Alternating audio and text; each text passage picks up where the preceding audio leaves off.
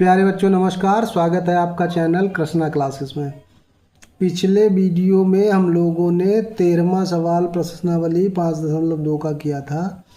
आज करेंगे 14वां। 13 और 14 बिल्कुल एक जैसे सवाल हैं, इनमें कोई ज़्यादा बड़ा अंतर नहीं है। अगर 13 सवाल समझ में आ गया था तो 14 नंबर सवाल भी आप बड़ा आसानी से कर पाएंगे, लेकिन फिर भी देख लेते हैं अगर कहीं कोई दिक्कत हो रही हो। 10 और 240 के बीच 4 के कितने गुणज? उसमें विभाज्य कहा गया था, इसमें गुणज कह दिया गया। 4 का गुणज वही होगा जो 4 से कट जाएगा। गुणज क्या होता है? जैसे 4 एकम 4, 4 दूना 8, 8 उसका गुणज है, 4 तियो 12, 4 चक्कू 16, ये गुणज है। तो मतलब ये 4 में किसी 1 2 3 4 किसी संख्या से गुणा करोगे तो ये गुणज प्राप्त हो रहे हैं। तो बात वही है, केवल सवाल को कहने का मतलब बदल दिया गया है। तो 10 और 250 के बीच में 10 के बाद पहली संख्या जो 4 से कटेगी वो बताइए। पहली संख्या 4 का गुणज, जो 4 का गुणज है वो संख्या बताइए पहले। तो 4 का गुणज कौन सी है? 10 के बाद 11 कटेगा नहीं, 12 है। 4 तिया 12 होता है। अब 250 आ गया, तो 250 से पहले 250 तो कटेगा नहीं 4 से।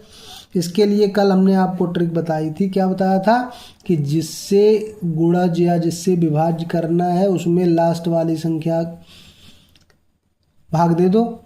4 छंग 24 हो जाएगा, 1 बचेगा तो 10, 4 दूना 8, 2 शेष बच जाएगा। ये 2 शेष अगर ना बचता तो पूरी संख्या कटती।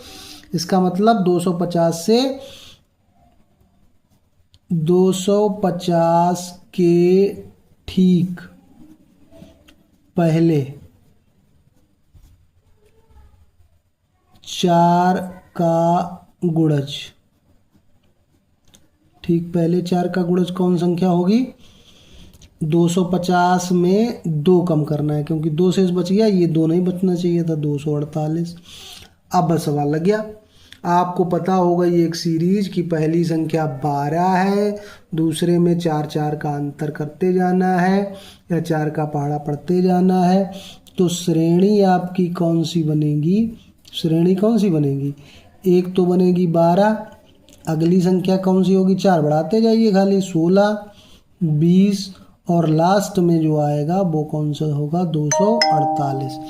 तो उसने आपसे ये पूछा है कि ये जो सीरीज बन गई है, श्रेणी बन गई है, इसमें कितने पद हैं? बस यही तो है, कितने गुणज हैं, मतलब पदों की संख्या बतानी है, नंबर ऑफ गुणज। तो सूत्र आपको पता है कि ये अंतिम पद दिया क्या है आपको? ए क्या दिया है? 12। डी कितना है? अंतर कितने का है? 16 से 12 कम करो 4, या जिससे 20 से 16 कम करो तो 4। और अंतिम पद nवां पद या एल क्या है? 248। इस वीडियो के लास्ट में मैं इसकी शॉर्ट ट्रिक भी बताऊंगा आपको।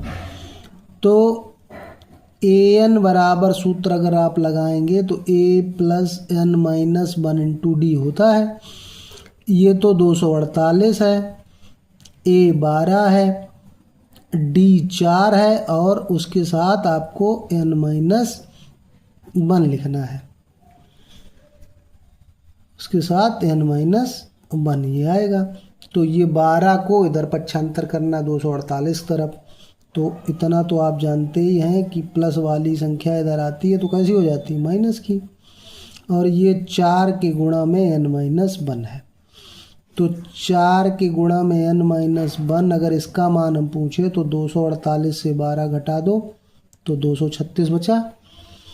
अगर हम ये पूछ लें कि n - 1 का मान बताओ तो आप कहेंगे ये 4 गुणा में था, भाग में चला जाएगा। 236 बटा 4, 4 से काटो, 4 पंचा 20 और 4 नेम 36। लेकिन n हमें चाहिए, तो n - 1 का मान 59 है। तो n का मान कितना होगा? 1 कम करके 59 आया, तो 1 ज़्यादा करना पड़ेगा। ये माइनस वाला उधर ले जाओ, तो प्लस हो जाएगा। यही हो गया आपका आंसर।